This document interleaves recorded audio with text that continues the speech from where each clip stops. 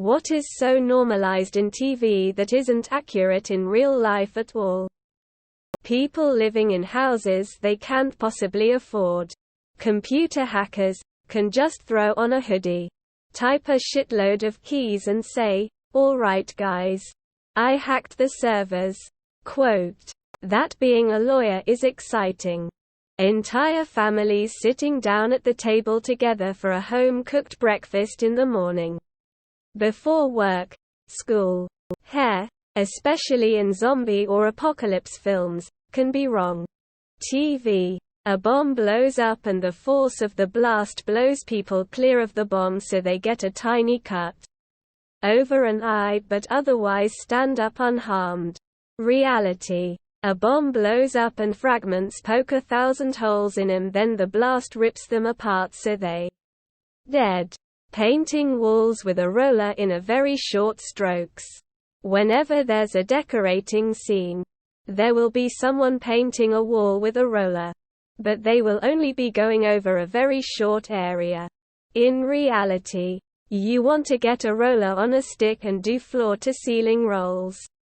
You want to keep it consistent and not just going over and over patches and changing up and down. Motions to left and right. Bad guy shot with a bullet. Drops dead right there. DRT. Good guy gets shot. Brief rest. Short monologue. Then ready to go on a jog to fight a showdown battle with the big bad guy. Waking up looking perfect. Not brushing your teeth in the morning, etc. Chest compressions in shows aren't near hard enough. When sprinkler systems deploy in buildings, the water isn't going to resemble clean drinking water. Why do all cereal boxes lack the plastic packaging inside? That people go flying when hit really hard in one area.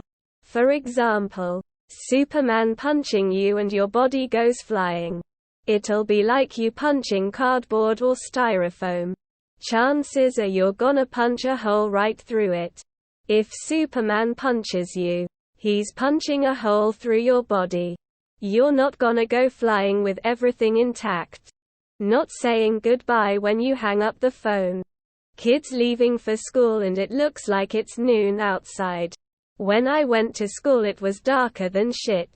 Anytime a character needs to extract blood, usually for a supernatural ritual or to prove that they're human, they grip a knife seemingly as hard as they can in one hand and pull the knife out, slicing into their palm.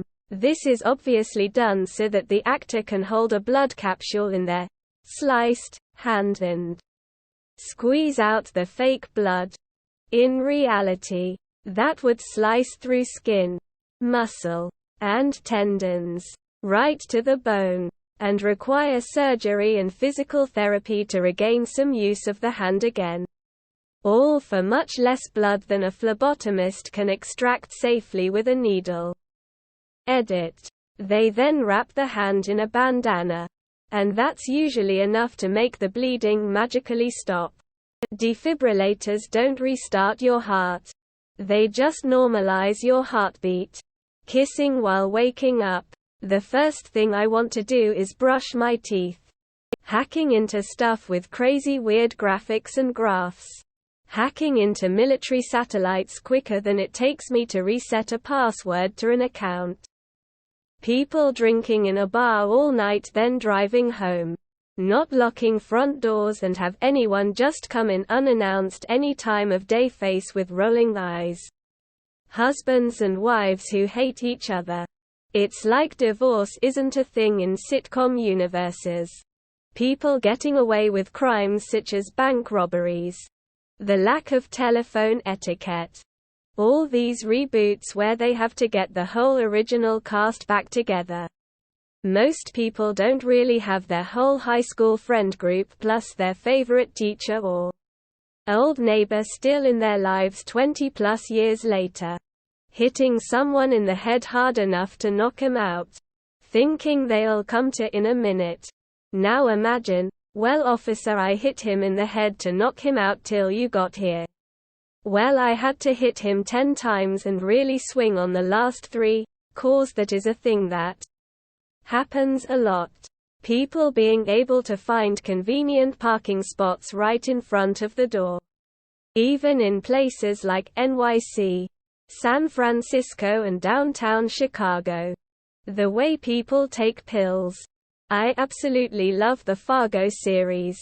But the way Oliver Platt takes prescription drugs like Tic Tacs and violently chews the damn things absolutely drives me insane. This trope has to go. A bunch of 30-year-old people living together and hanging out as teenagers. Nobody ever poops. A car exploding the second it crashes. Cops asking a victim, "Would you like to press charges?" That's not how crimes work. Conversation between two actors where they stand uncomfortably close to each other, inches apart. That most kids go to sleep-away camp for a huge chunk of the summer. When a professional sports player makes a guest appearance, every character not only knows but idolizes them. I can't stand when sitcoms do this. Anyone smoking weed lol. Half the time they hallucinate. In medical shows, whenever there is a surgery scene, the fluorescent ceiling lights are always turned off for dramatic effect. It is always only the surgical lamps that are turned on. Ours should not be that dark. This is never the case for an open surgery in real life. Ours are extremely light. And there is almost always music playing in the background. Depending on the surgeon.